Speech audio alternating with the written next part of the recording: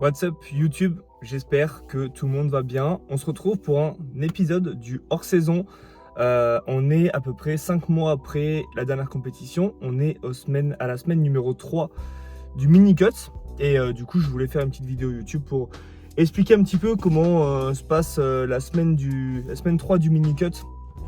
En plus, j'ai reçu la petite commande Fitness World Nutrition. D'ailleurs, tu bénéficies d'une remise de 10% avec le code Arthur10.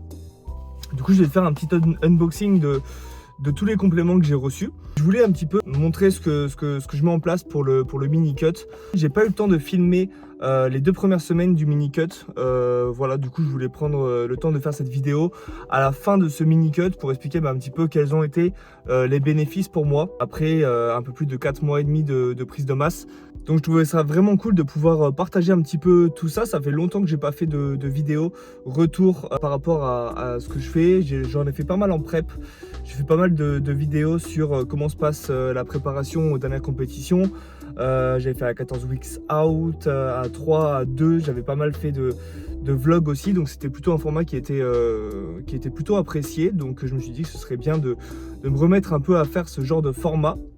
Donc n'hésite pas à me dire si tu aimes ce genre de format, justement à me le dire en commentaire, à mettre un petit like pour soutenir la chaîne. C'est vrai que YouTube c'est un endroit où c'est pas évident de faire des vues, mais moi c'est vraiment un endroit où j'aime partager un petit peu ce que je fais. C'est des formats plus longs qui prennent un peu plus de temps, mais on a aussi le temps du coup de dire vraiment le fond de notre pensée et ce qu'on peut mettre en place, etc.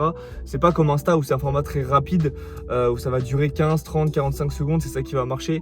Non, moi j'aime bien prendre le temps de dire les choses. Donc aujourd'hui, petite réception, du coup on va ouvrir ça en même temps. Un petit réassort du beurre d'amande, ça c'est la base de la base. Le petit beurre d'amande juste ici. Alors il n'y avait plus l'ancien Ostrovitz, il n'y a que celui-là maintenant, mais il est pas mal du tout.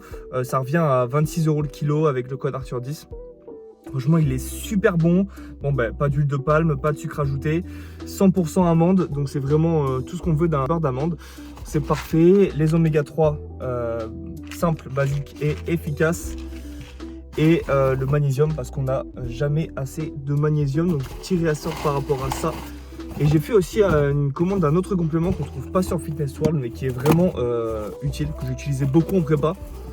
C'est le Insour. Petite dédicace d'ailleurs, Mathis, si tu regardes cette vidéo, n'oublie pas ton Insour. Donc voilà, ça c'est le petit réassort qui est fait. Au niveau des repas, en ce moment, je tourne à 3200 et quelques calories sur les jours on et 2700 et quelques sur les jours off. Donc, je pars d'une base de 4100. Du coup, pourquoi avoir fait ce mini-cut? Tout simplement parce que j'avais la sensation de faim qui n'était plus là du tout. Plus du tout présente, donc j'avais besoin de retrouver un petit peu cette hormone de la satiété là et cette envie de remanger un petit peu. Et je voyais que du coup au bout d'un moment, au bout de 4 mois et demi à manger 4000 calories au plus, la composition corporelle commençait à se dégrader un petit peu. Je prenais du poids un peu trop facilement et le visuel commençait à se détériorer un petit peu. C'était très léger, mais c'était juste tout ce qu'il fallait pour me dire que voilà, 3 semaines, le but c'était pas de perdre, il n'y avait pas d'objectif de perte de poids, c'était seulement de retrouver l'appétit, de retrouver cette sensation de faim vraiment que j'avais un petit peu perdu ces dernières semaines. Retrouver un peu plus d'énergie aussi parce que manger beaucoup c'est hyper fatigant pour le corps. Donc le but c'était de retrouver de l'énergie, de retrouver un sommeil de qualité également parce que forcément le fait de manger beaucoup ça fatigue, mais du coup ça peut aussi amener à un sommeil de moins bonne qualité parce que forcément tu es tout le temps en train de digérer, que ce soit le repas du soir, même si j'arrête de manger à peu près 2 heures avant d'aller dormir, il y a quand même cet effet de j'ai mangé beaucoup toute la journée, donc il faut aussi que le corps puisse encaisser. Franchement j'ai trouvé tous les bénéfices en 3 semaines. Je pense que je vais faire une 4e semaine de mini-cut parce que je suis bien parti, le visuel physique s'est vraiment bien amélioré et ça m'empêche pas du tout de performer. Bien au contraire, je performe beaucoup plus et je suis beaucoup plus en forme qu'au début de la mini-cut. Au niveau du poids, j'ai commencé à 99 kg le premier jour de la mini-cut. Et là, actuellement, ce matin, ça fait 2 jours que je me suis pesé à 96,1. Donc, ça fait 3 kg. C'est pas vraiment 3 kg parce que les 99 ont vite baissé. C'était vraiment le jour 1 de la mini-cut. Je crois que la moyenne, on était plutôt aux alentours des 97,5. Donc, j'ai dû perdre 1,5 kg sur la moyenne de semaine en 3 semaines, ce qui est vraiment relativement bien.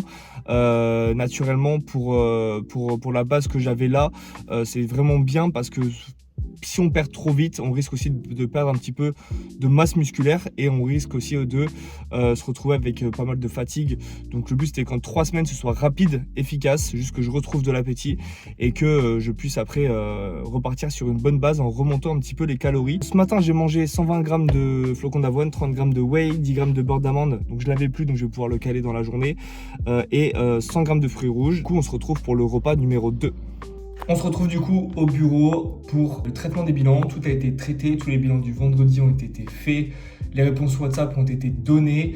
Il est à peu près 11h, donc c'est l'heure à laquelle j'aime bien avoir terminé pour qu'après je puisse prendre le temps de manger. Et généralement je vais m'entraîner en début d'après-midi. Et puis je voulais aussi passer un petit message de remerciement à toutes les personnes qui me font confiance quant à leur suivi coaching.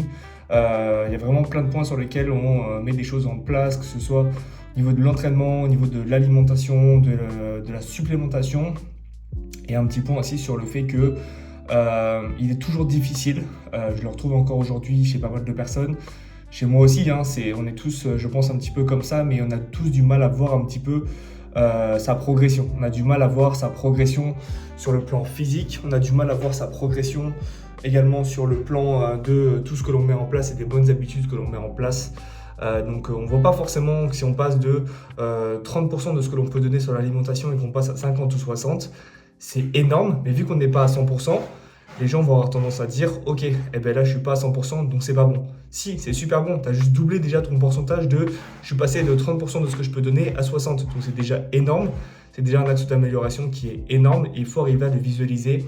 Pour moi, c'est ça aussi qui est bien d'être dans le fait d'être suivi, c'est que ça permet d'avoir des fois des prises de conscience sur ce que l'on met en place et dire ok, là j'ai fait tout ça, c'est déjà énorme. En 3 semaines, je suis passé de je fais rien à je fais beaucoup de choses, même si c'est pas 100%. Ça va être pareil sur le plan physique. Oh, j'ai perdu que 1,5 kg en 3 semaines. Mais c'est déjà énorme, c'est déjà énorme. 1,5 kg en 3 semaines, pour moi, naturellement, déjà entre 300 et 600 grammes de perdu sur la moyenne de semaine, naturellement, je parle. C'est déjà énorme, On est vraiment sur la fourchette haute d'une belle perte de graisse. Donc voilà, c'est vraiment ça que je voulais aussi faire part et qui est important. Bon, voici les vestiges du repas numéro 2, le repas pré-workout. J'ai même pas pensé à le filmer. C'était 120 g de farine de riz, 40 g de whey, 30 g de dattes, belle source de potassium. Et également, il y avait 20 g de miel. Donc voilà pour le repas pré-workout. Yes, my boy.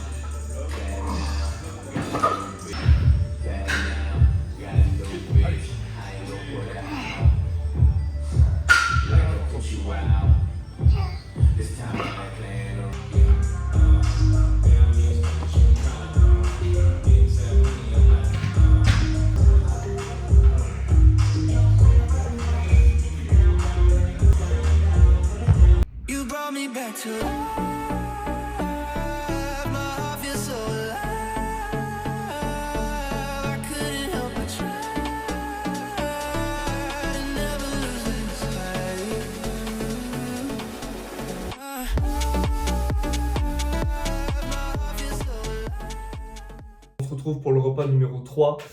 Du coup, c'est le repas post-workout.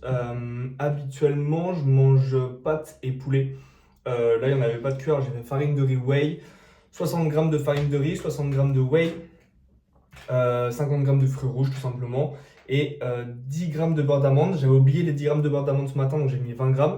Habituellement, pas de lipides après l'entraînement pour pas ralentir la digestion et faciliter l'entrée des glucides et des protéines post-entraînement. Et j'ai un nouveau repas dans 2 heures et un autre repas ensuite dans 2 heures. Donc ça fait 5 repas total aujourd'hui. La séance, comme tu as pu le voir, j'ai pas pu filmer tous mes exercices. Il y avait pas mal de monde aujourd'hui à la salle. Donc j'ai pas pu tout filmer. Et puis on se retrouve pour les 2 autres repas. Petit tips, j'ai mis l'épice, pain d'épices, si ça veut bien faire le focus.